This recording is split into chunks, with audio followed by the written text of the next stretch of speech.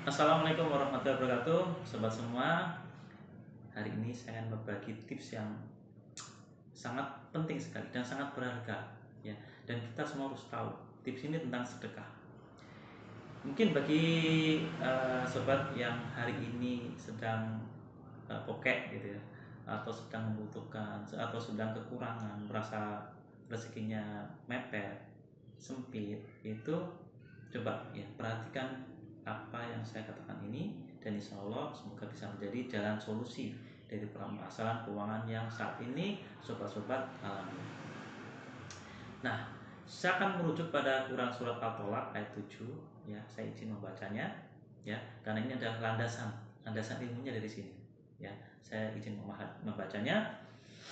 Hendaklah orang yang mempunyai keluasan memberi nafkah menurut kemampuannya, dan orang yang terbatas rezekinya, saya ulangi lagi, dan orang yang terbatas rezekinya hendaklah memberi nafkah dari harta yang diberikan Allah kepadanya. Allah tidak membebani kepada seseorang melainkan sesuai dengan apa yang diberikan Allah kepadanya. Allah kelak, ini penting, Allah kelak memberikan kelapangan setelah kesempitan. Quran surat At-Tolak ayat 7.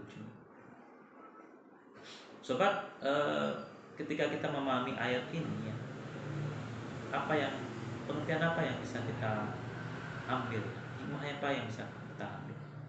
Jadi ayat ini menerangkan, ya, bahwa kita siapapun itu, ya, apa kita sedang diberi kenikmatan berupa keluasan rezeki, atau kita sedang diuji oleh Allah dengan kesempitan rezeki, maka kata Allah, bersedekahlah, ya. Kata Allah, baik orang kaya atau orang miskin, maka bersedekahlah. Nah, bersedekahnya gimana? Bersedekahnya itu adalah sesuai dengan kemampuan kita, ya. Kalau misalnya kita mampu tiap hari 10.000, ya kita sedekah 10.000. Kalau kita tiap hari mampunya hanya 5.000, kita sedekah 5.000. Kalau kita hanya mampu sedekah setiap hari 2.000, ya sedekah 2.000. Kalau misalnya nih ya, misalnya kita benar-benar bokek, tidak punya apa-apa, maka bersedekah dengan barang-barang yang mungkin, ya, tidak kita pakai atau jarang kita pakai, kita berikan kepada orang lain. Ataupun kalau itu pun juga berat, ya, karena semua barang-barang itu kebetulan dipakai semua, ya, bersedekahlah dengan senyuman, bersedekahlah dengan mendoakan orang lain, ya, bersedekahlah dengan menolong orang lain, atau hanya sekedar share-share quotes motivasi, inspirasi, atau ayat-ayat hadis yang memberikan inspirasi bagi orang lain, ya, di media sosial, ya, di grup WhatsApp dan lain-lain, itu juga termasuk sedekah, ya. Tapi yang lebih diutamakan adalah sedekah dalam wujud harta. Nah, kemudian setelah itu kita lakukan, dan setelah kita rutin melakukan, insya Allah, ya, ini janji Allah, ya.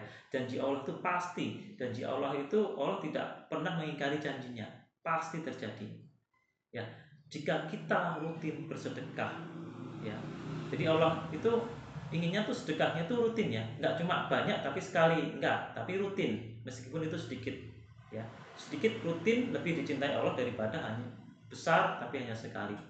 Nah, ketika kita mampu sedekah rutin, ya, rutin, maka Allah akan memberikan kelapangan rezeki setelah kesempitan, ya.